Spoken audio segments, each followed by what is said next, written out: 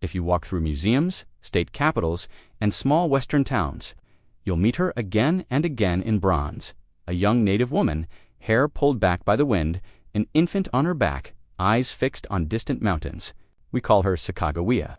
And yet, for someone who stands on so many pedestals, we know remarkably little for certain about her life. Most of what we do know is scattered through other people's journals, baptism records, adoption papers, and much later. The memories of descendants. So today, let's pull her story carefully from the shelves, not as a legend carved in stone, but as a young girl taken from her family, a captive turned interpreter, a mother traveling thousands of miles with a newborn on her back, and a woman whose memory has been used, reshaped, and sometimes distorted for over 2 centuries. A child of the Shoshone, sometime around 1788, in the Lemhi River Valley of what is now Idaho. A girl was born into the Agatica band of the Shoshone, the salmon eaters.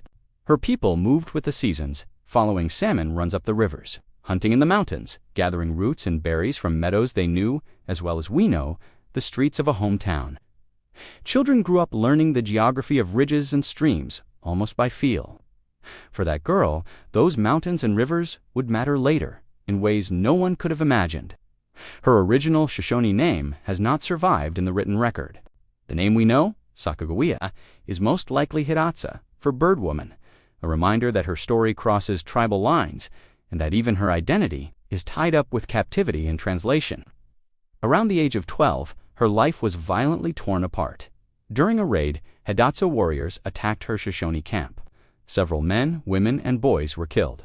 She and other children were taken as captives and brought far downriver to Hidatsu Mandan villages along the upper Missouri in what is now North Dakota. In those villages, amid earth lodges, cornfields, and the constant traffic of traders and trappers, she grew from a Shoshone child into a captive in a different culture, speaking new languages, learning new customs, but always with that fracture in her life, a family and homeland left behind, sold into marriage. Sometime in her early teens, Sacagawea was sold, or possibly gambled away, into a non-consensual marriage to a French-Canadian fur trader, Toussaint Charbonneau. He took at least 2 native girls as wives. Sacagawea was one of them. We should be honest about the power dynamic here. Charbonneau was older, a European man with economic power and connections. Sacagawea was a teenager, taken from her people, living as a slave or dependent in Hidatsa country.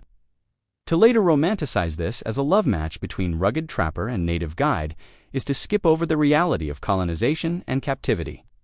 By 1804, Sacagawea was pregnant. She was living with Charbonneau near the Hidatsa Mandan villages when news came upriver of a strange new presence, an American expedition.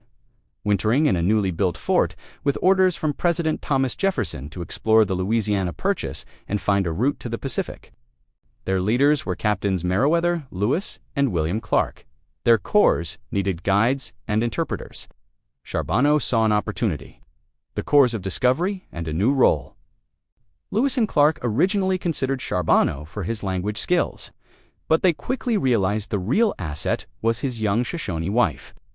The expedition knew that at some point, to cross the Rocky Mountains, they would need to negotiate with Shoshone people for horses and guidance. A Shoshone-speaking woman who also knew Hidatsa and could understand some of Charbonneau's French was a rare bridge between worlds. In November 1804, Charbonneau and Sacagawea moved into Fort Mandan, the log enclosure of the Corps of Discovery.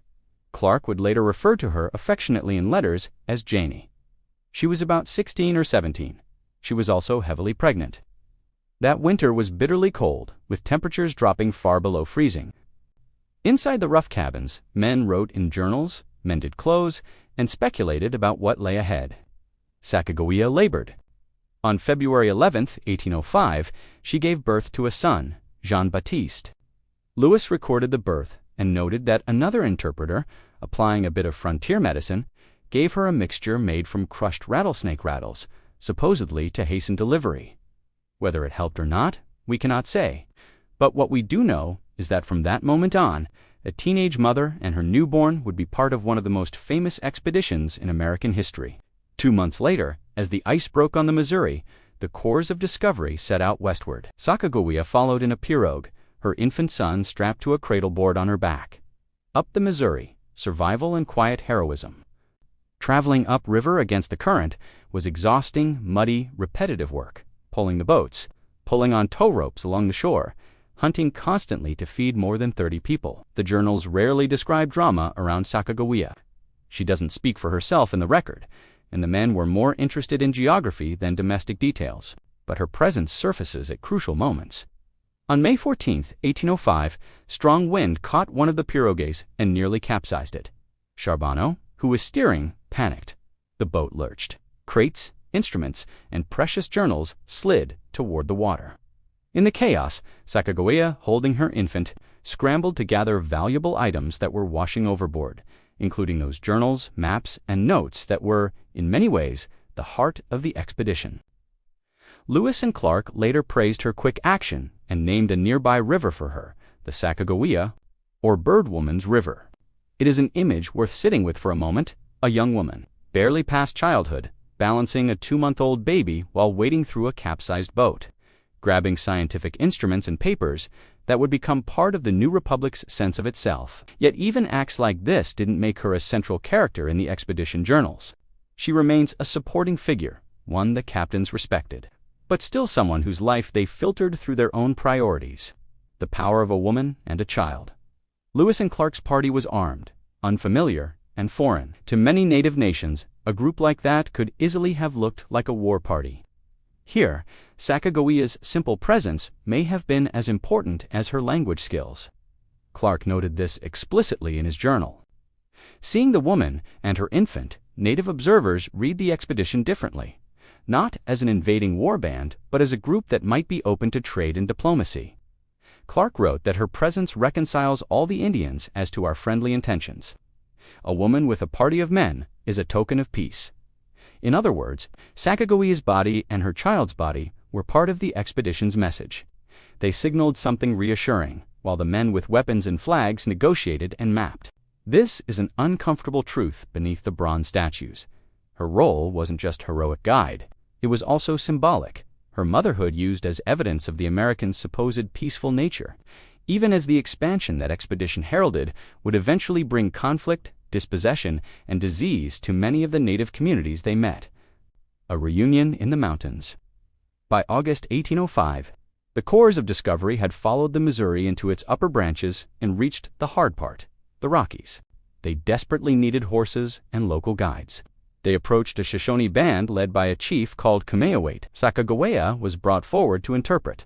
In a moment that feels almost too dramatic to be true, she recognized the chief as her own brother. The boy she had grown up with before the Hidatsa raid years earlier. The cultural logic here matters. In Shoshone kinship terms, the words for brother and cousin overlap, and historians have debated how close the biological tie was. But in that moment, the emotional reality was clear enough to the expedition. Their young interpreter was reunited with her people. Imagine this scene not from Lewis's perspective, but from hers.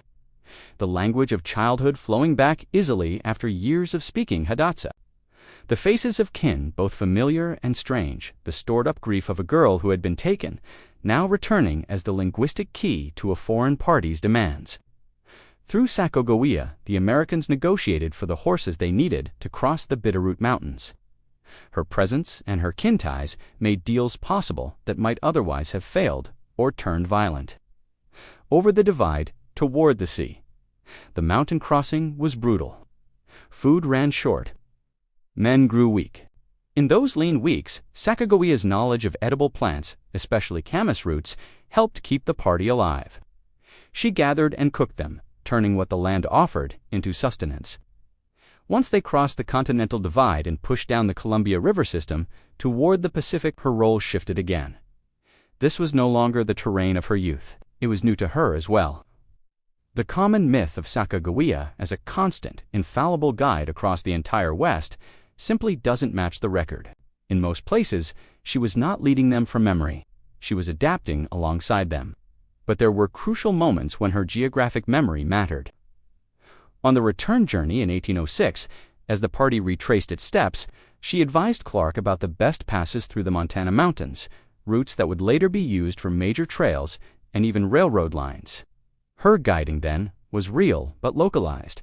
Her childhood landscape became a map folded inside her mind, opened at just the right moment. Meanwhile, her insistence on being involved in decisions surfaces at small but telling moments. When a dead whale washed ashore near their winter camp on the Pacific, she asserted her right to go see this monstrous fish, even though it meant a difficult journey in harsh weather. Clark recorded her insistence in his journal. For once, we glimpse not just a role, but a preference, curiosity perhaps, or a desire not to be left behind when something important was happening. At the Pacific, when the party voted on where to build winter quarters, Sacagawea and Clark's enslaved man York were allowed to participate in the decision. A small but striking departure from the norms of early 19th century American democracy, returning east, a brief window of recognition. In August 1806, the Corps of Discovery returned to the Mandan Hidatsa villages.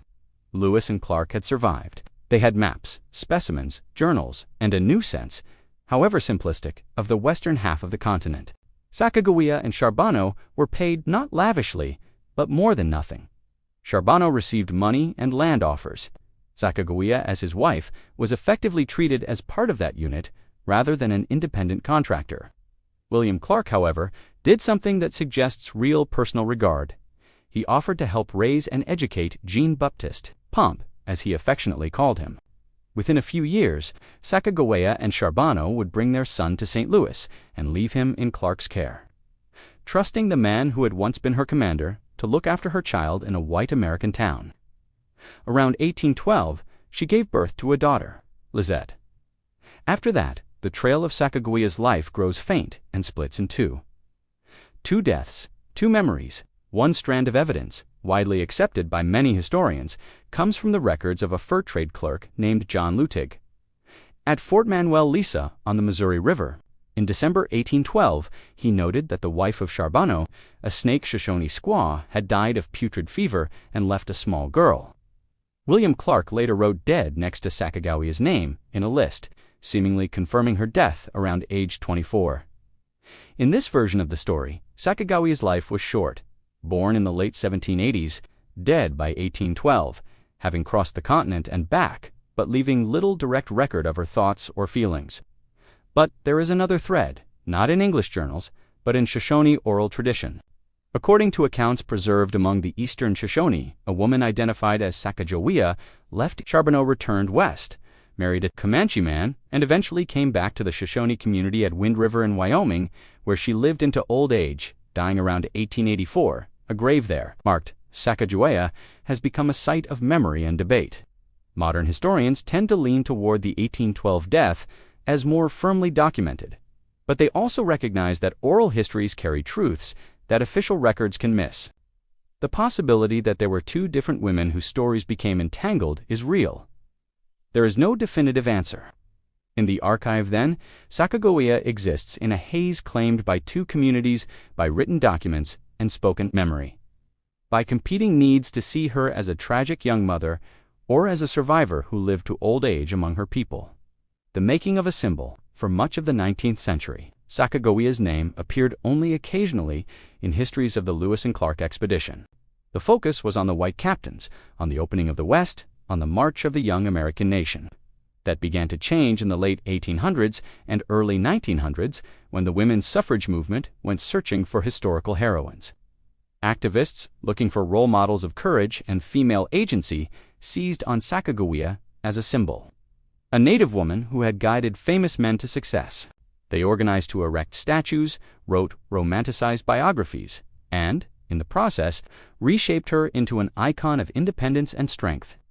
This effort gave us many of the statues we see today, as well as some of the familiar myths that she was a constant, deliberate guide from Missouri to the Pacific, that she chose the expedition as a path of adventure and personal freedom, that her relationship with Lewis or Clark might have been romantic. The expedition journals, however, show no sign of romance and only limited guiding. Those elements were added later by novelists and filmmakers, projecting their own ideas of drama and desire onto a young native mother whose real life was already dramatic enough. In the 20th century, Sacagawea's image moved onto postage stamps, place names, and finally, in 2000, onto the US dollar coin, a golden token of inclusion, showing her with baby Jean-Baptiste on her back. Again, we see the pattern, A woman whose individual story is partial and fragile becomes a canvas on which the nation paints its aspirations, names, spellings, and identity. Even her name is contested.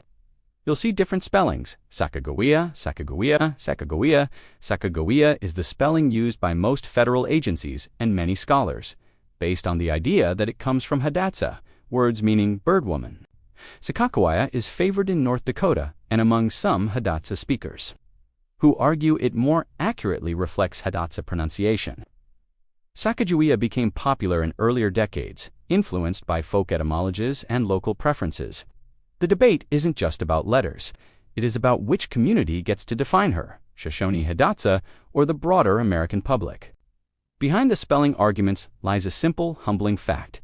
We do not know what she called herself in her own language when she was a child in the Lemhi Valley, or what name she preferred as a woman. Those sounds have been lost in the silence between documents. The human being behind the bronze. So who was Sacagawea beneath the layers of myth? She was a Shoshone girl whose childhood ended in violence when she was captured and taken far from home. She was a teenager in an unequal marriage to a fur trader. She was a multilingual interpreter, moving between Shoshone, Hidatsa, and French, and helping bridge Native and American worlds. She was a mother who carried a newborn across mountains and rivers, nursing him in camps of strangers. She was a symbol of peace, deliberately placed at the front of meetings to reassure wary communities. She was a survivor of empire's early edges, the fur trade, the expansion of the United States, the growing web of power that would transform the West within her children's lifetime. And she was, in the end, a person whose inner life we can only guess at. Did she feel loyalty to the American captains who treated her with visible respect? Probably, at least in part. Did she long for her own people? Almost certainly. Did she understand that the maps being drawn would pave the way for waves of settlers and soldiers who would press Native nations off their lands? There is no way to know. What we can say is that she navigated an extraordinary, dangerous moment in history with resilience and skill, and that her story, incomplete as it is, reminds us how much of the past we see only in fragments, legacy, and reflection. When we talk about Sacagawea today, we are not just recounting one woman's life. We are also confronting the stories Americans have told about their own expansion. Early narratives turned her into a supporting character in a triumphant tale of discovery. Later narratives made her the heroic guide who almost single-handedly led the way to the Pacific. More recent scholarship tries to hold both her importance and her limits in view, a crucial interpreter and symbol. Yes, but also a teenager within systems of captivity and colonial power, whose contributions were real but not magical. In this light, the statues look a little different. They are not simply monuments to a flawless heroine.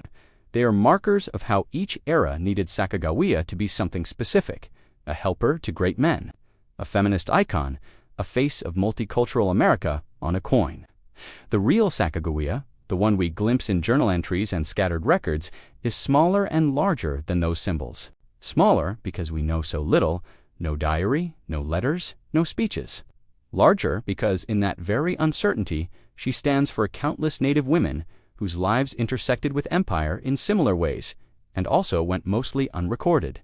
As we return her story to the shelf, perhaps the most honest tribute we can offer is this: to let her be complex, not just guide, not just girl with a baby on her back, not just a name for lakes and schools and trails, but a human being who lived at the fault line between nations. Remembering her that way with curiosity, humility, and a willingness to admit what we do not know may bring us a little closer to the real woman who once stood on a riverbank, clutching a crying infant and a bundle of waterlogged journals as the boats of the Corps of Discovery threatened to capsize around her.